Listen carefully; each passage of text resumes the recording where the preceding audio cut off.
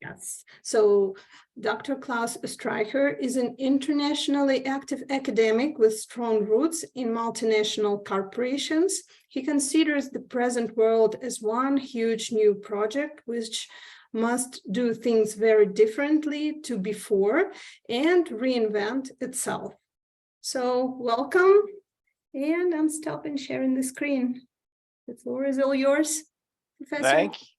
Thank you very much. I hope that you can all hear me well and that everything is okay.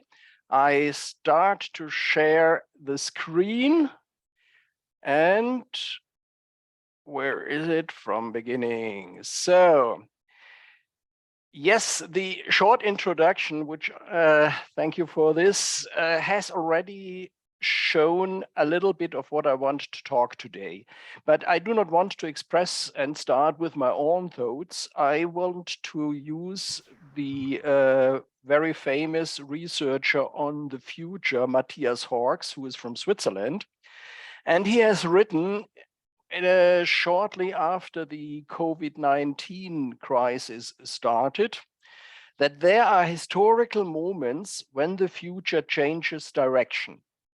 We call them bifurcations or deep crises.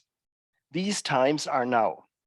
The world as we know it is dissolving, but behind it comes a new world, the formation of which we can at least imagine. These thoughts are expressing perfectly the VUCA framework, if you like. We are living in a highly volatile world where things are changing faster than we can often imagine and follow up. We have a lot of uncertainties. It is so fascinating to see. I just yesterday got a message from a colleague or former colleague who told me that they had prepared a transfer from their bank to a US bank. And their own bank called them back and said, excuse us, would you really like to send the money to this bank? Because this US bank is in financial troubles and it might be that, that your money will never reach your customer. So the question is, 2008-9, we had a crisis in the financial system, which was very dangerous. And now again, after all the rumors with the Silicon Valley Bank, then the UBS Credit Suisse Bank, and now this American bank again, excuse me, are we going back to where we are just coming out of? It's 15 years just, so the uncertainties are extremely high. Then we have these many other crises which are going on. COVID may be fading out for some time, but there is the very, very sad and unfortunate situation in Ukraine. Then we have this financial situation, the complexity of the interacting services and interacting crisis which we face is very, very high. And to find any clear-cut line in all of this is extremely difficult. So what we are embarking, and this is my prognosis and not only mine, is in a completely new chapter of our world history. So when you read these perhaps a little bit funny lines in the first moment, I'm grateful to a former student who was a Pentagon member, who made his master's degree with me, and I had the honor and pleasure to accompany his thesis. Then you have a real big problem following up in the speed, in doing the right things. Short in combat, competitive combat. We are having all this language, and there are always some forms which we can consider and see in a project management form as well. There is a very famous multinational food company which is called Lidl. And Lidl is a German company which is in very many countries and has also gone overseas. And as so often in project management, there are some problems. What was this topic? the high command of Lidl in Germany had decided to take a 26-year-old manager, 26-year-old, and give this manager the opportunity to build up Lidl operations in Australia. Very good, a young person, fresh ideas and all these things. But what would we ask about? How deep are the experiences?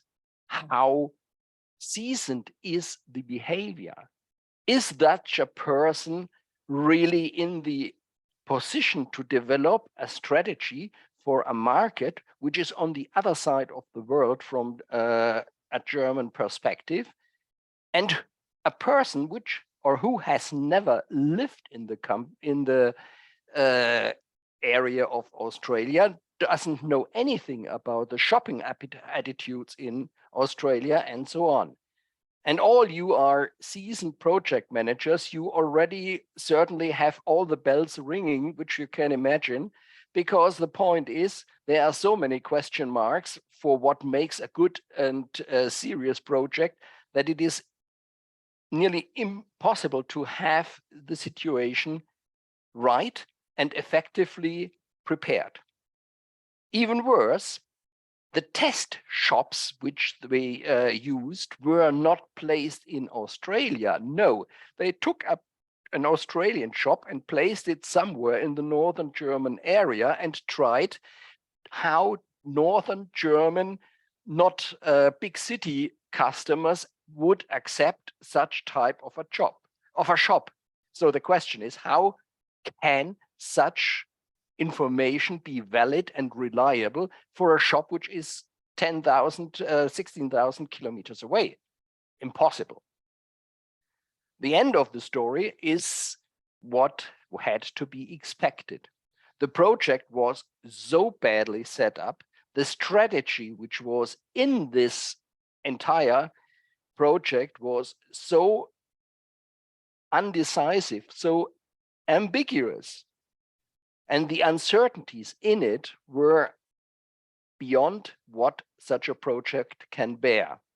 Total failure, a complete loss of not only quite some money, but also the start in Australia failed entirely. And this is something which we can observe and realize very, very often. And if you ask people and if you research a little bit what is the biggest problem, I'm certainly not telling you anything new about it. The problem is that there is ill preparation, that the things are not thought through. It is impossible to transfer so many variables into one constant continuity, such as culture, such as different language, such as different behavior, beliefs, which are the soft factors. The hard factors, I have a purchasing price for products, I have a selling price for products, I need a shop size of so and so many square meters or square feet. That is the easy part of the thing. It is the other part which makes these projects very, very volatile and very different. I cannot transfer these experiences from one to the next place. So, competition is certainly no place for prayers, but for effective strategies, and it is about sound tactical choices and effective deployment of operational forces. Whether you are in project management, whether you are in another function, there is a rule of thumb. The more an organization, a company, speaks about strategy, you can bet on this, the less they understand it. They have no clue about it. I have totally ruined my own daughter, I must say, because I taught her very much during her studies, not as her teacher, but as her father simply, about strategy, that she was sitting in the company she worked with at the time when they had their big strategy meeting, and she was always sitting there and saying, that's not strategy, that's tactics. That's not strategy, that's operations. And in the entire presentation of strategy, there was, in the end, nearly nothing about strategy. So let me see about the thing which I said in the beginning, that we are starting to go into a new world. I personally have been in the center of the hurricane, if you like, twice. My industrial background is much in the music and in the Hollywood industry. And the situation was, I was in the center when there was the shift from vinyl records to compact discs in the early and mid 80s. And the second pleasure of the same kind I had when this shift was from VHS cassettes and DVDs occurred. So the big point is, at the end of the DVD, or at the end of the VHS cassettes, all the manufacturers, they were looking desperately for some solution, because many of them had not realized that they have to adapt to the new world which is emerging, just as Horks is now predicting for all of us. And the big solution which was on the horizon was the digital VHS cassette. I'm pretty sure that very many of you have never ever heard before that such a thing like the digital VHS cassette has ever existed. Yes, it did. No, it never made it to the market. Because the problem is, it was the end of the system. The end of the system as we knew it. It was a bifurcation, a non-linear continuation of the system. There still was home entertainment. People wanted to view videos. People wanted to look at movies in a good quality, even in a better quality. And exactly here's the problem. The digital VHS cassette was a bit better than the VHS cassette, but the problem was it was not good enough in comparison to the DVD. So the problem was simply that this competitive situation was an inferior product which tried to go to the next higher level, which was already preoccupied by a point like the DVD. And this is something where we really need to understand that we cannot compete with inferior products and solutions against higher levels of products. So, and here you have a very nice thing. Corporate strategies in the US corporations demonstrated that just 10% of them had a good strategy. So my question, I asked this question before as well in the times when I was lecturing project management, is how often have you realized, I'm asking you, that there was a real strategy where you knew exactly what these people wanted, what these people had in mind? How often was it necessary to help that you can discover what you are expected to do, especially when you are not a member of the organization and just coming in as an external? I personally came to a company, or I was in the company and came back from holidays, and my manager called me the first day into his office and said to me, listen, our French representative is leaving the company. She is retiring at the end of the years in 4 months, and we need to find a solution. Can you set up a company in France? That was the end of August. I looked at him in the face and said, yes, there is no problem. I can set up a company. Where's the problem? You go to a lawyer, the lawyer types in some parameters, a contract of constitution of a company comes out, whether in French, in English or something, doesn't matter. But the problem is that that is not everything. I will never forget to see a sweating manager who had to sign 25 or some 27 pages of a paper where he was not even able to read a single word because he did not speak French and the entire thing was in French. Of course, I could explain it to him, but whether I explained everything or correctly, translated what was standing there, he didn't know. Then the next point is, it is not just about setting up a company. It is about the offices. It is about the staff. It is about the entire infrastructure, soft and hard. And the strategy which was underlying there was simply not existing. The point is, they had to act. They knew that this representative in France will retire. They didn't do it. They reacted at a time when it was in the end already too late.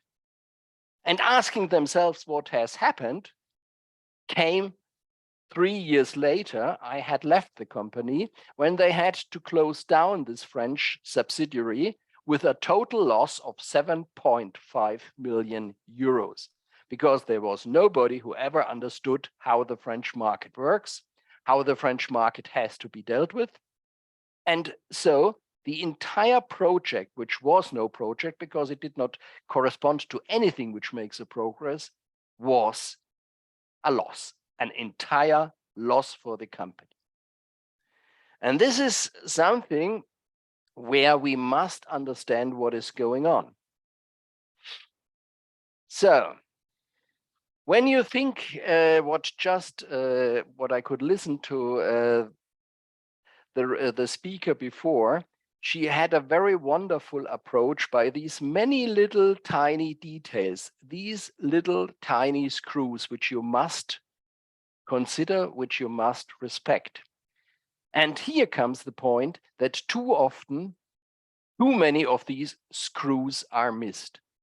There is not the big picture. There is just some small part of the picture, and not considered is that you have the problem that you must understand what is going on in the wider situation. So when I, for example, let me allow to speak about one example, Mercedes-Benz. Mercedes-Benz, it's quite a while ago, I had a very, very lovely discussion with a senior manager from them. And he told me the story of Mercedes-Benz, the big guys are being asked about cars needing cup holders in their cars, because in the United States on the market, everybody wanted a car with cup holders.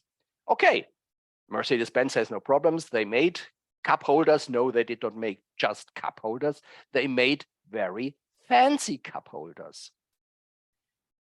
The fancy cup holders went with the cars, of course, to the United States on the first day of delivery, and they just arrived, and Mercedes-Benz United States gave a call and said, "Are you serious?" And they asked, "Why are you asking us?" And they said, "Yeah, your cup holders. Oh, aren't they fancy? Aren't they great?" And they said, "Yes, they are very fancy, but there's a problem with them." Okay, which one? Yeah, you have these small cups in Europe, but we in the United States have the big cups. Your cups may fit in, ours don't. So the complete thing was failed, and it has cost Mercedes-Benz millions to repair the situation. And the competitors had a very, very good laugh and promoted especially the comparison between the tiny cup holder and the big cup holder. So the competition went entirely wrong. You had the real problem that this project, if you like, of building cars with cup holders was not meeting. So when we come about the situation of specific in comparison to complexity, we have so many complexities, and we are living in a fast-paced world. When we are having today a situation, then we cannot guarantee that this same situation still counts in the next 6 months the same. We are living in a fast-paced world which is increasing its speed, which is increasingly unpredictable, where we cannot predict whether we have the opportunity to have the same circumstances very soon. Think in terms of e-mobility. In the moment, we have this big global project e-mobility running.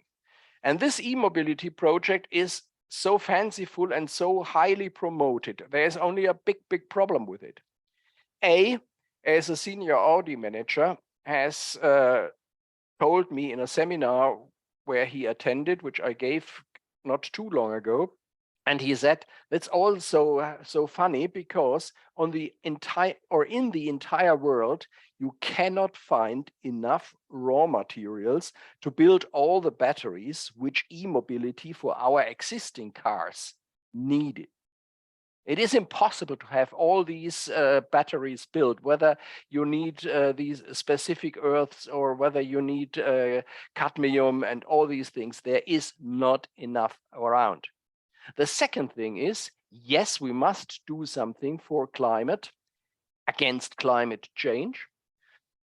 But what we have as a terrible problem is we might reduce our CO2 emissions, but the electricity must be produced as well. And so far, there is nowhere a place that we can provide enough green energy by wind and solar energy for that our cars can be loaded with batteries. And when these cars come to the end of their lifetime, then you have the big problem what to do with the batteries.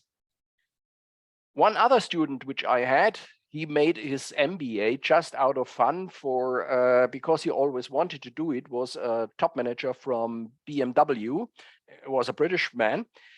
And he told me at the time when he was my student that he just came back from the United States and was requested by the Obama administration to research whether it is possible to set up a system in the United States comparable to petrol stations for the exchange of batteries.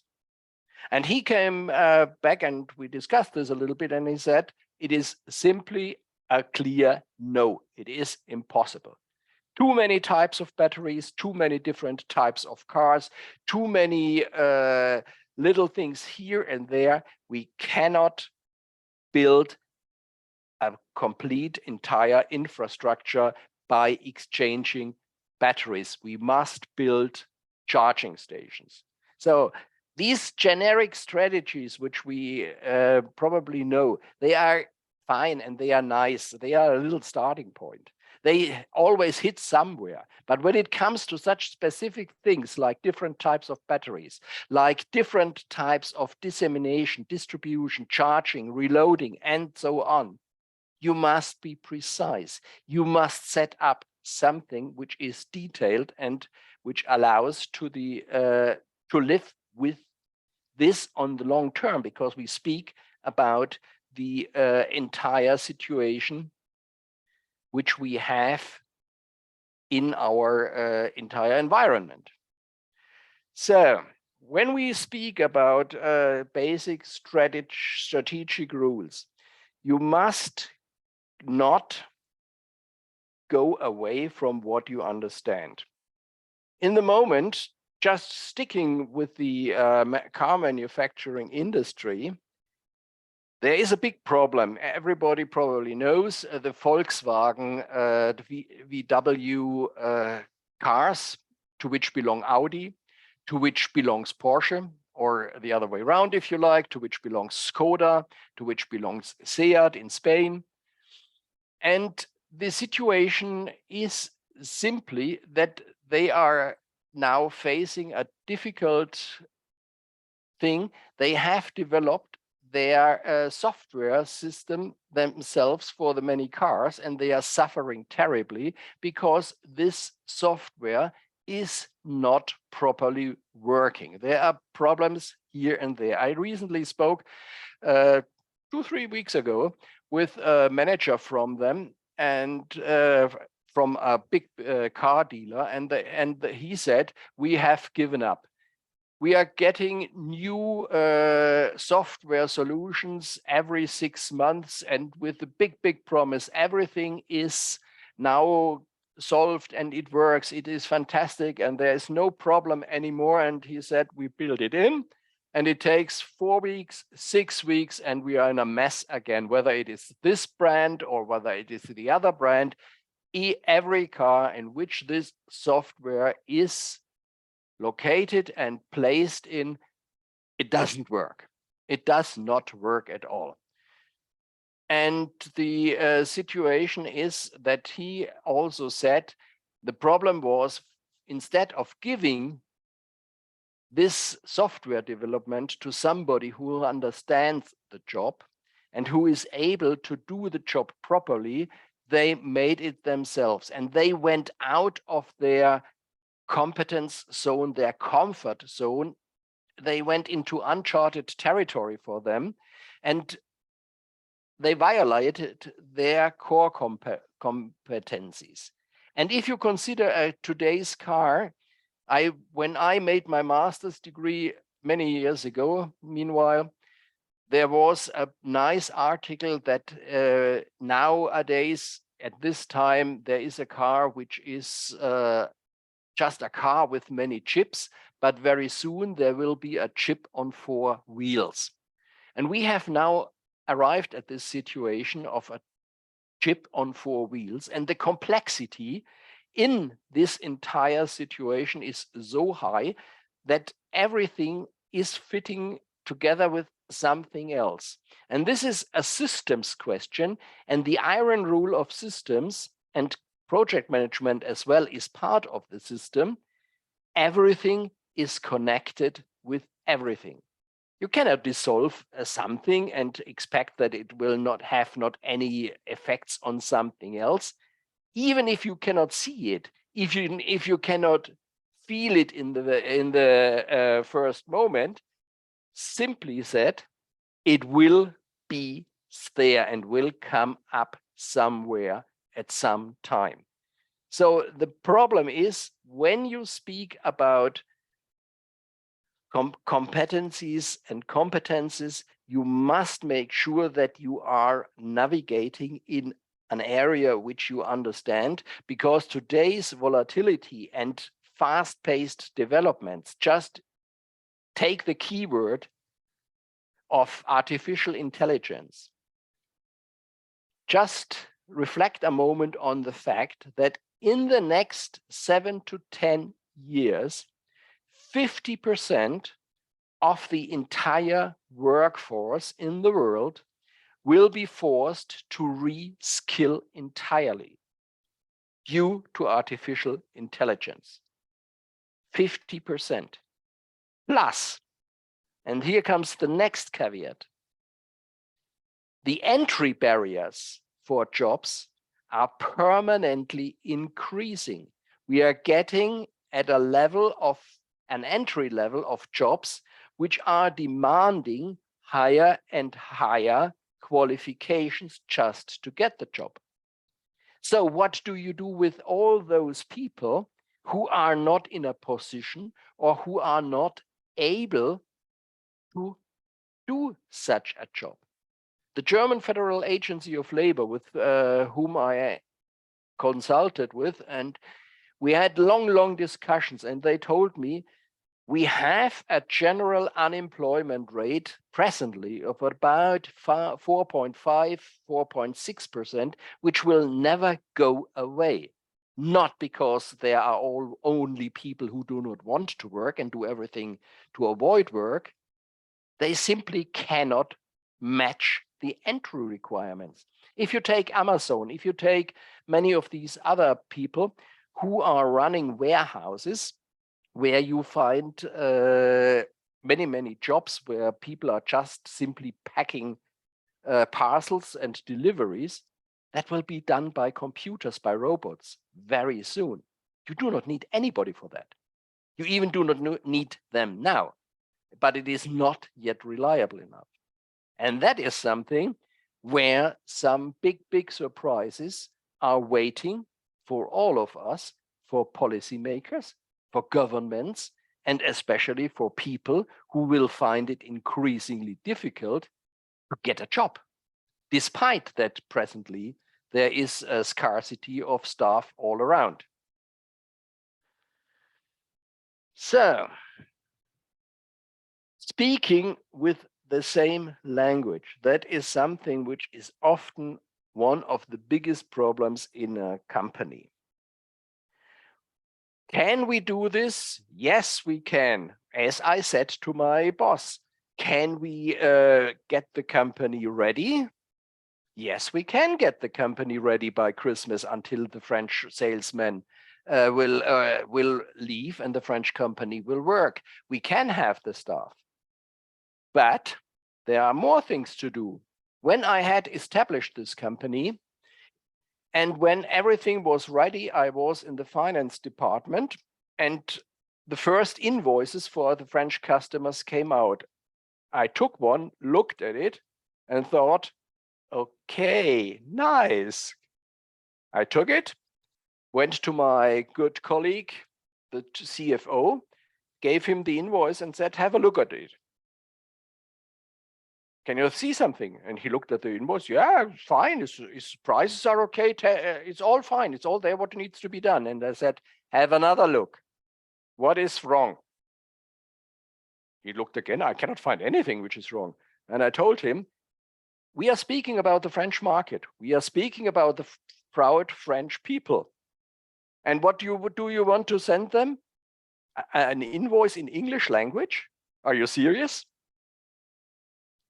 Oh, that was not planned. That was not considered. So the big point was, it was not impossible to do it.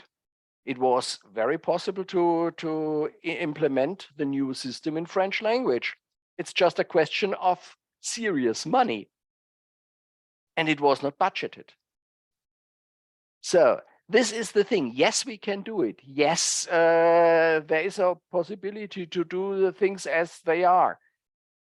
But if you consider the complexity of what I just said, everything is connected with everything. If you do something somewhere, you must expect that there is somewhere another interface where these things are having often enough unwanted impacts, sometimes even very good and positive impacts. But thinking things through, not just in your own nutshell, in the own part of what one is responsible for, that is something which is too often forgotten and which creates further uncertainties. Because the uncertainty for others who are depending on a decision which is made is increasing when these things are not well reflected. And the point is, and that counts as well for project management, think in terms of 4 layers. If I do and decide this, then the next consequence will be this one. And then the next level will be that one. And it is opening because every time when you have such a situation, you will see that there are more and more decision makers and effects of the decision which are or who are affected by these decisions. And we are not just talking about, if we think in these systems, about humans, we are speaking as well as about non-living beings. And non-living being is, for example, the software to produce an invoice in French than instead of an English language. So the precision which we need to understand is that we have enough data and that we have enough information. It is not just about learning what the market might expect, like we have it in the moment with this e-mobility. This e-mobility, in not only my opinion, is a very short-lived phenomenon because it is not sustainable. It cannot be built on the right way. The future, the automotive industry will heavily contest it because they invest billions in it. The future of the car and mobility will be that we have hydrogen. This is the real future of the automotive industry. The other thing is, for example, we must understand that things are possible, but not doable. I had a very nice study where former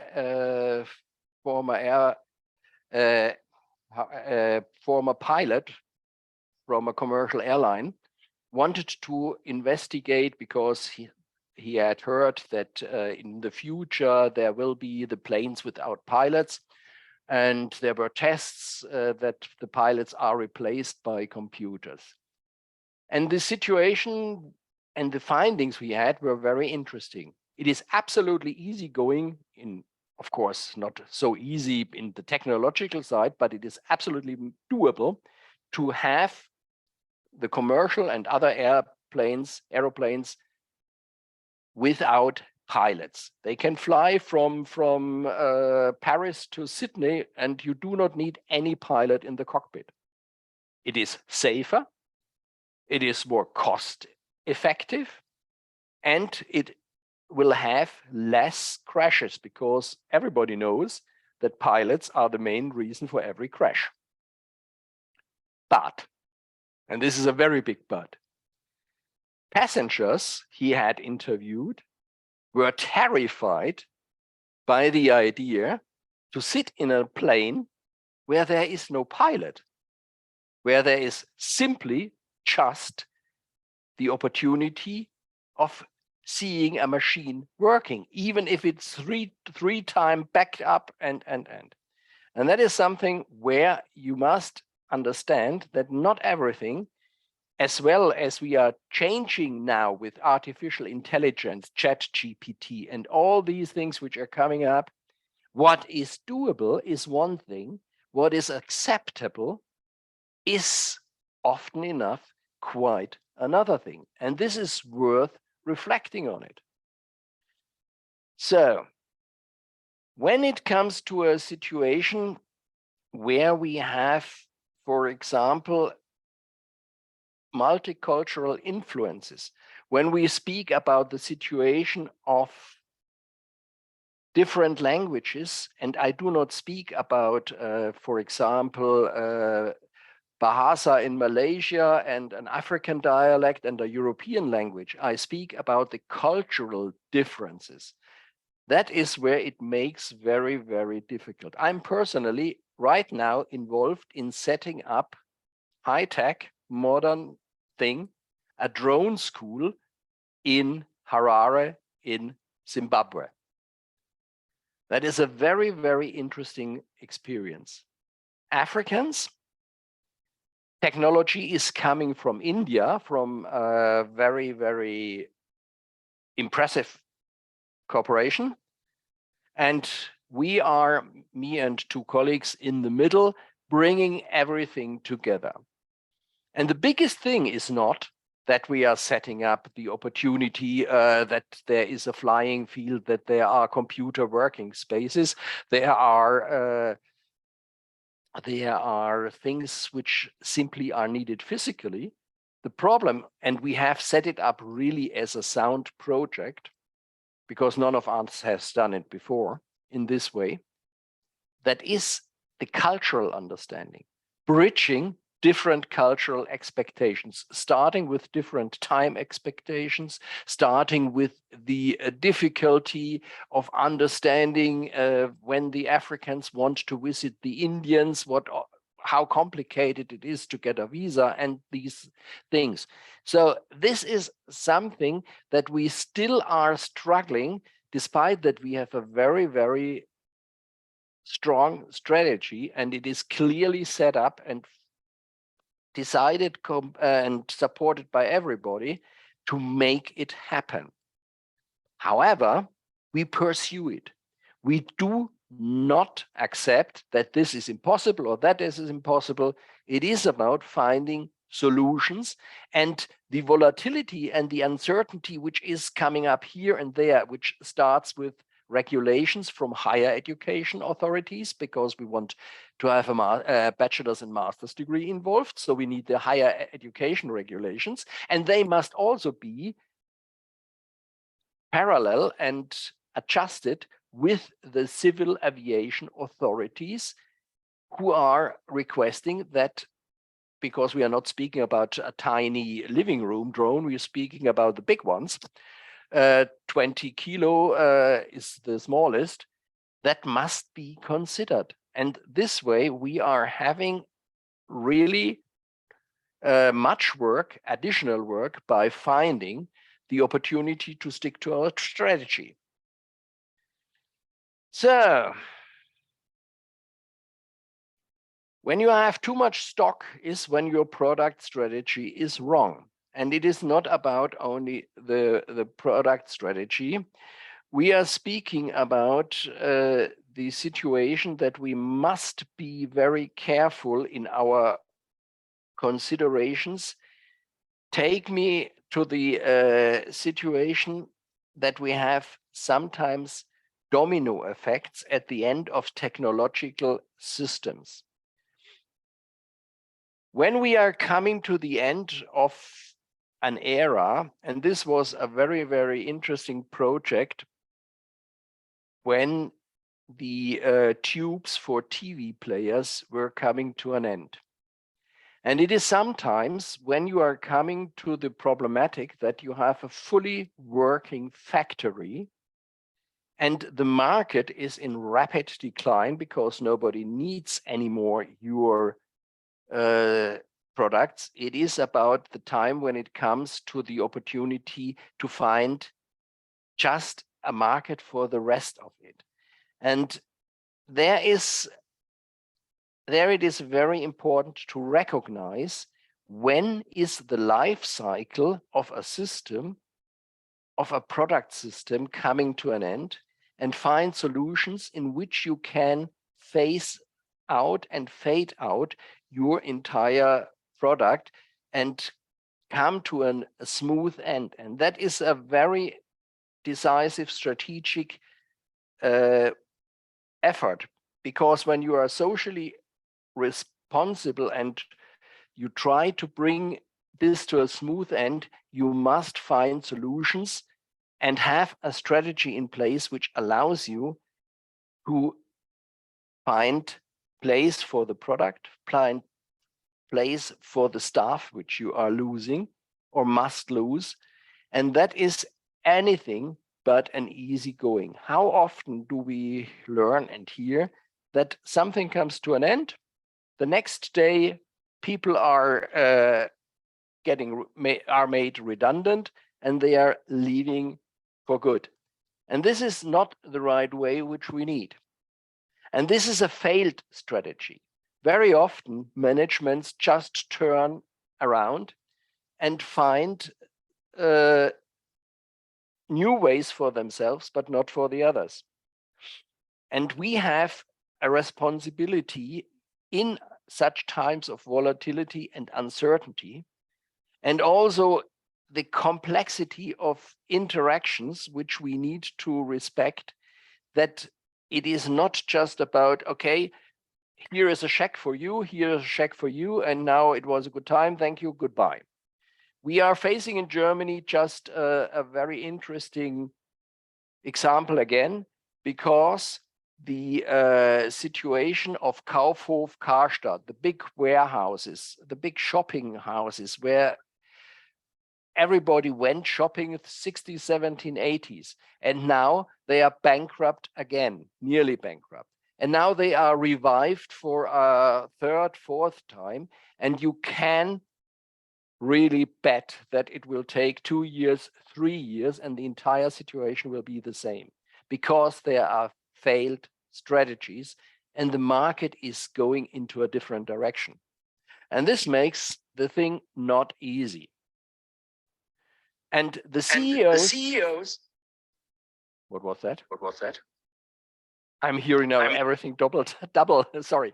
The CEOs are sometimes very, very careful in their decisions, but most times it is about that they have their parachutes, but do not provide the parachutes for staff in a time when things are entirely changing. And we just remind what I read to you in the moment, we are in a bifurcation. We are non-linear. Our future world will be different. That is nothing necessarily to be afraid of. It is just seeing and looking for the opportunities. And that is one thing which you need to do. So the question always is, when you think in terms of management, top management, and the others, who dies first, who dies last? And we can prepare the future. We can get a grip on all the four: volatility, uncertainty, complexity, and ambiguity.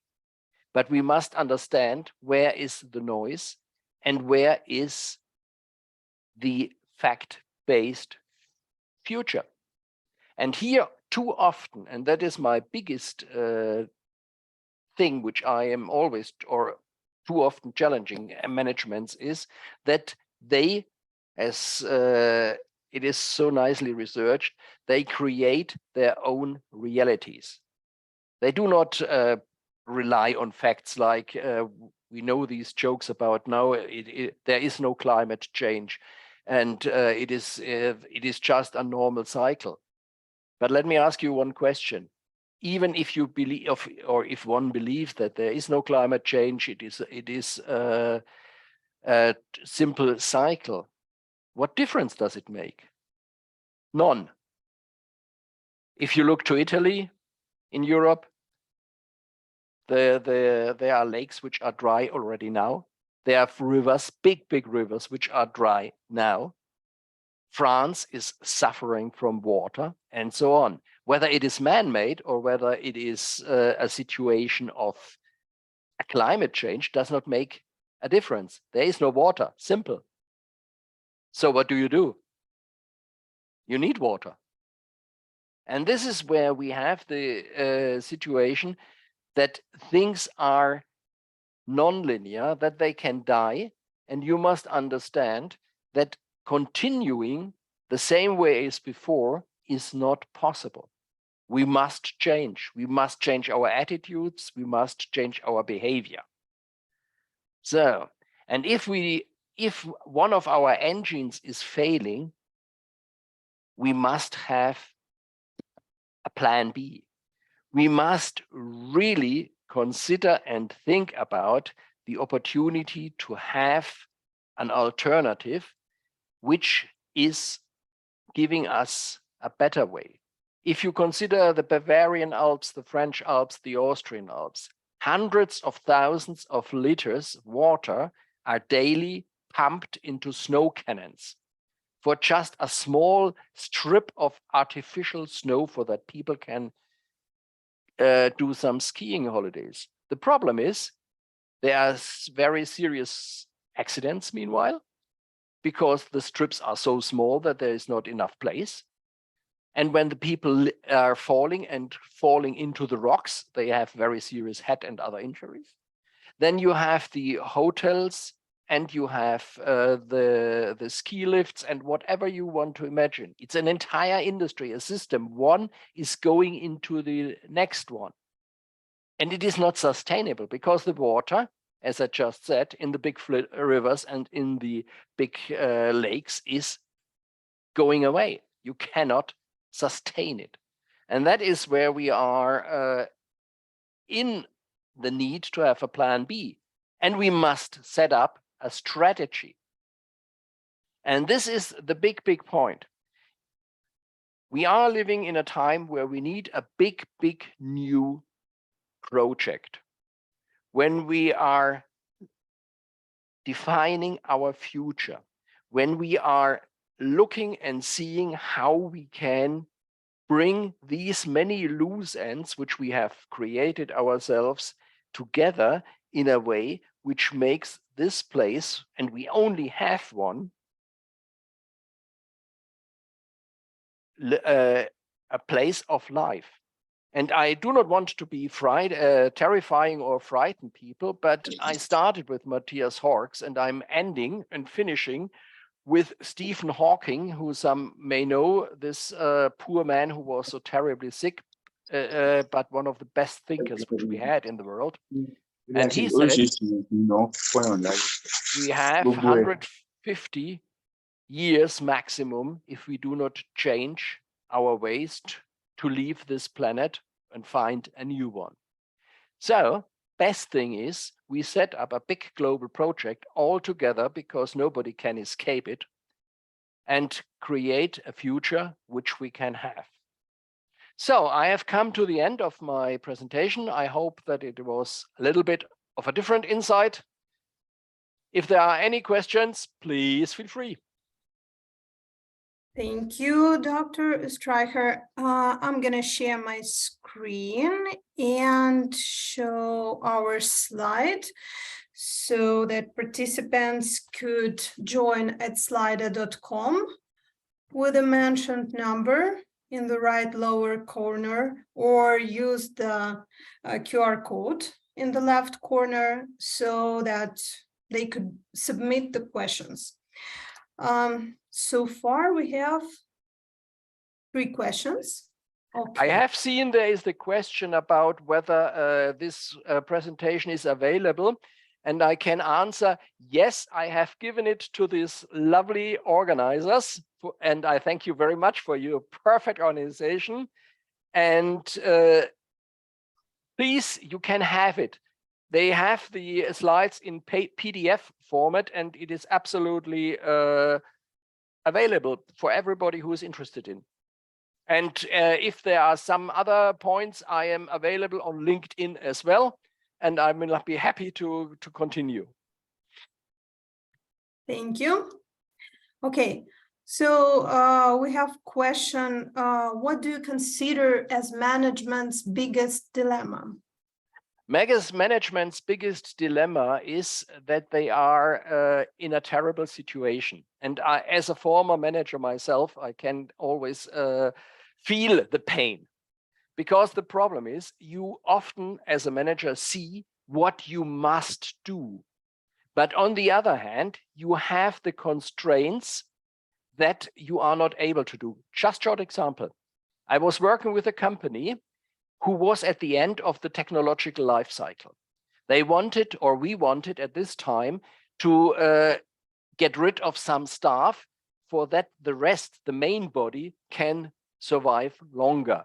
The problem was this company was owned by a government, and this was not too long after the German reunification, and the unemployment rate in the entire federal state of Germany was very high. So they said we cannot afford to set people free because it will increase our unemployment rate. So the problem was we were caught as a management in the fact that we had to make loss, and money was not unlimited, especially not in an Eastern German company, and were not able to reduce our cost base because the government did not consent as the shareholder, the only shareholder, to do what we needed to do. So you are squeezed into something where you cannot do what is necessary and cannot avoid what is coming on your shoulders.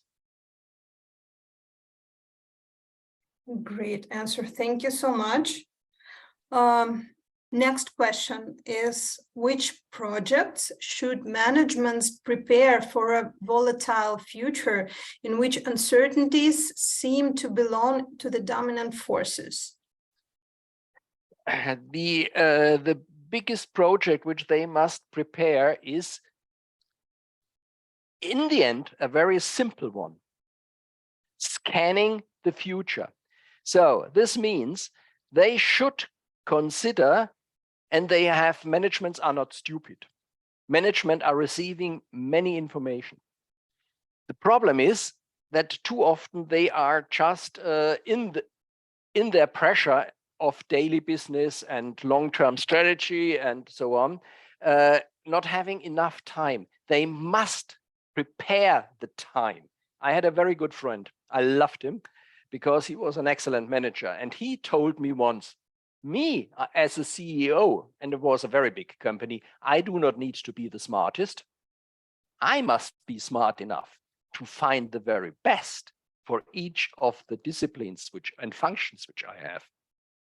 And this is something that you have specialists who are collecting data, who are really addressing what is coming, what will be the possibilities for the future of your product, your organization, your markets, and prepare well ahead, not running after or with the developments, but ahead of these. And that is a very tough project to set up. And it needs a team, a very, very seasoned team of experienced people. Thank you so much. And there is one more question, but I think I can answer it. Oh, no, here is one more. So, okay, let's leave organizational for the last one. It often happens that strategy mixed up with the tactic actions. How do you recognize a good strategy? How much time do you have? A good strategy must be very, very specific. I always, when my students asked these things, I always told them, when you have a manager asking you or telling you our strategy is becoming the best company or having whatever the highest market share, what does this mean? It means nothing. It's wishful thinking. The best company, what in which way? The best product, the most beloved company, the most recognized company, the most well-known brand, what? What it needs is you must know exactly in a strategy, reach and scope. So what does the organization have? What can it reach with it? Which resources does it own and can allocate these resources? Which markets will it serve? And in the end, which competitors it must confront? And how does it create stakeholder, not shareholder satisfaction? This means that you have a complete picture where everybody feels in the end, yes, there is something good done. And this is what makes it strategy. The tactics is then, which means can I use to achieve this? And the operations is selecting out of the available tactics the right operational forms and do it. And the point is, I have a second very nice lecture about medieval Japanese and Chinese strategics. If you are a samurai, then when you start your activities, never stop. If you stop, then you will be nothing more than a merchant in the skin of a samurai. So bring your forces into place. And when they are all there, not just a bit here, a bit there, no, everybody is at the place they must be, then start. And when you have started, then never stop until you have achieved what you wanted to achieve. And that is the point. But the strategy is, I want to go from A and I want to reach B. And the simplest form is the straight line, which is mathematically. But never expect that the straight line from A to B will happen, will be realistic, because there will be obstacles on the way, and others will throw obstacles on it because they are not happy that you are doing this. So you must find your ways around these obstacles, and you must dig under them, climb over them, circumvent them, swim through this. That is the tactical side. But still the point is from A to B. Thank you so much. Unfortunately, we don't have more time for more questions, and I suggest those participants who have more questions reach out to Dr. Oestreicher directly to LinkedIn. Any time. Thank you so much. And I am passing the microphone to the next moderator. Malgorzata, I'm gonna. Hello, everyone.